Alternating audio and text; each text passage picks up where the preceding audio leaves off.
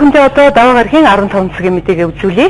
Улсын их хурл өрийн удирдлагын тухай хуулийг батлан гаргах шаардлагатай гэж улсын их хурл дахь ардчилсан намын бүлэг үзэж байна. Мөн төрийн албан хаагчлалыг тогтвортой ажилуулах шаардлагатай талаар бүлгийн хуралдааны үеэр яригдсан байна. Хамтарсан засгийн газар байгуулагчснаас хойш зарим салбар төрийн байгууллагын хүрээнд боловсон хүчний тогтворгүй байдал үүсгэх халаас илгээ хийх хандлага ажиглагдж эхэлсэн гэж улсын хурлд харилцсан намын бүлгийн удирдлага тайлбарлаж байна. Цаашид төрийн албан хаагчлалыг тогтвортой ажилуулах шаардлагатай тухайд бүлгийн хуралдааны үеэр яригдсан байна.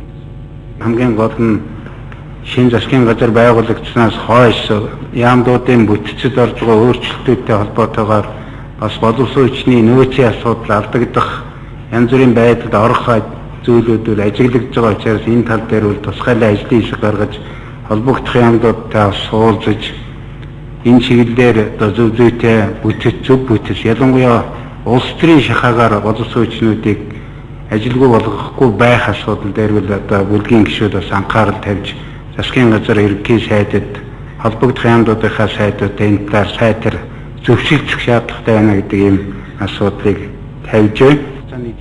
Улсын хурл энэ 7 хоногт өрийн удирдлагын тухай хуулийн төслийг хэлэлцэхээр түрүүнд нь төлөвлөд байсан боловч Монгол Ардын намын бүлгийн удирдлагын хүсэлтээр түр хойшлуулсан байна.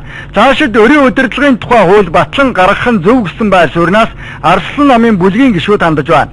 Цаашдаа өрийн удирдлагын асуудлыг ер нь ямар хөө төвшөнд яаж авч явах вэ гэдэг мэдээж намын бүлгүүд дээр их тодорхой сайн ярилцахгүй бол эндээс үл ойлголцол үүсч бас улс төрийн болон янз бүрийн хямрал үүсэхгүй. Тийм учраас энд их боломжтой хандах ёстой асуудлаа гэж үзэж байгаа.